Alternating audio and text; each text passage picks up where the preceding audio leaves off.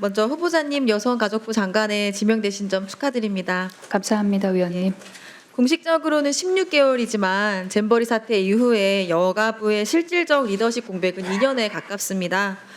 특히 윤석열 정부가 여성가족부 폐지 기조를 내세우면서 여가부의 권한 역할이 너무 크게 축소되었고, 그래서 딥페이크 성범죄 대응, 데이트 폭력 등 우리 국민의 삶과 안전에 중요한 이 현안에 있어서 여가부가 제대로 역할을 하지 못했던 것이 사실입니다.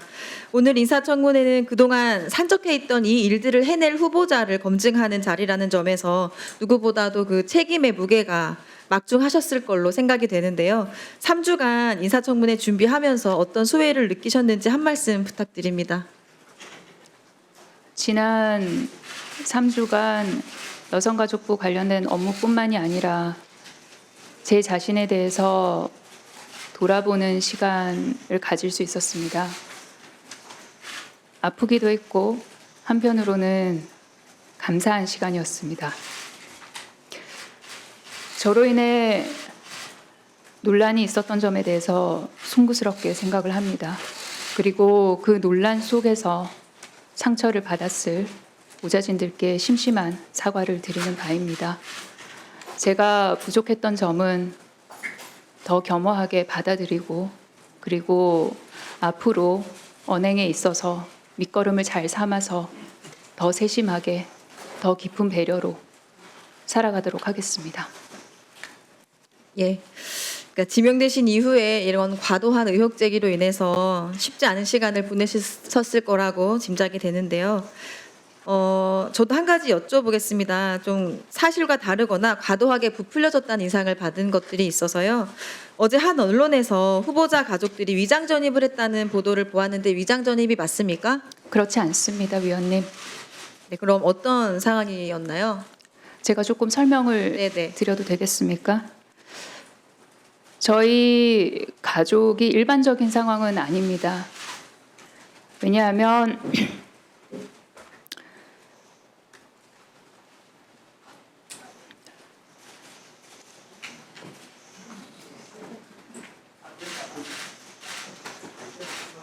그러지 마세요.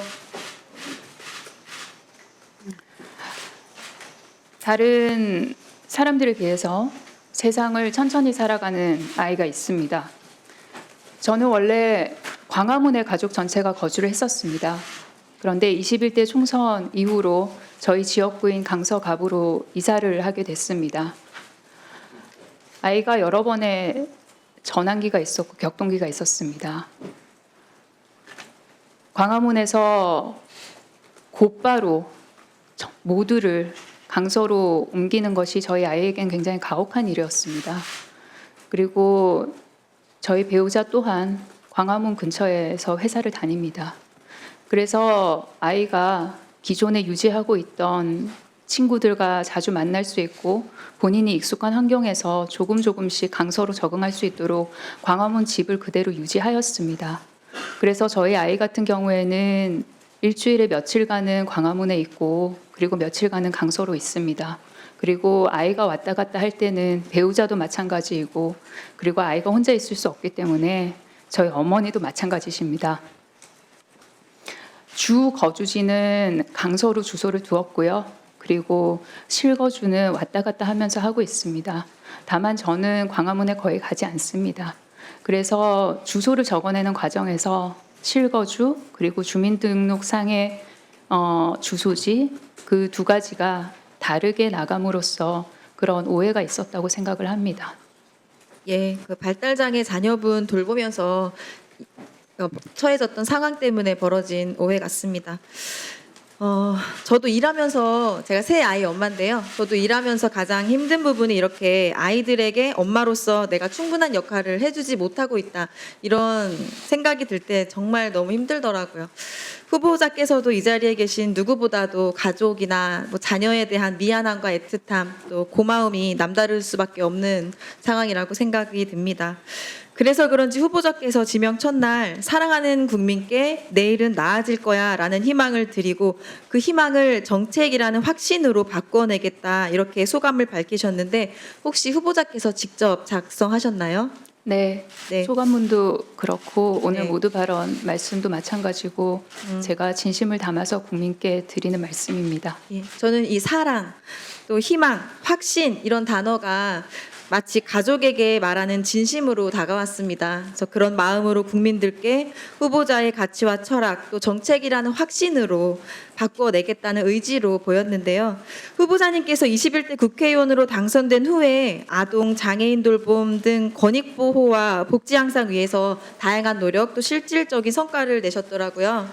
그러니까 대표적으로 22년에 후보자님께서 여야 의원 전원에게 직접 손편지를 보내서 발달장애 참사 대책 마련 특위 출범을 요구하는 결의안 참여를 요청하셨죠? 네, 그렇겠습니다. 예, 이때 무려 178명의 여야 의원께서 참여한 이 결의안은 21대 국회에서 가장 많은 의원님이 발의해서 참여한 원안 그대로 본회의를 통과한 유일한 사례로 알고 있습니다.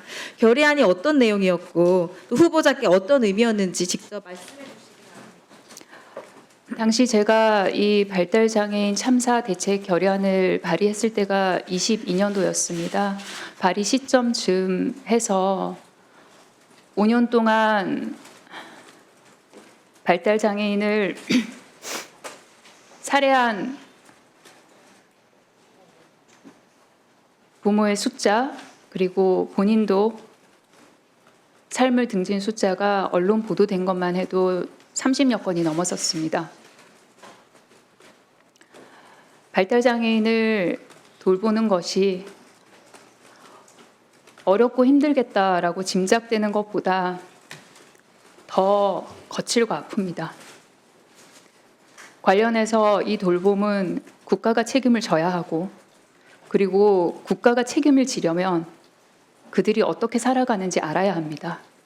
어떻게 살아가는지 아는 방법이 실태조사이고, 그래서 돌봄 국가 책임제 그리고 실태조사 등을 담은 결의안이었습니다. 당시 여야 의원님들께 손편지를 한 장 한 장 써드렸고, 그리고 그 결과로 마음을 모아주셔서 198명이라는 공동 발의 숫자를 얻어낼 수 있었고, 그리고 수정하지 않고 원안 그대로 채택되는 성과도 있었습니다. 앞으로 더 잘 살피고 그리고 관련된 일들을 면밀하게 하도록 하겠습니다. 예.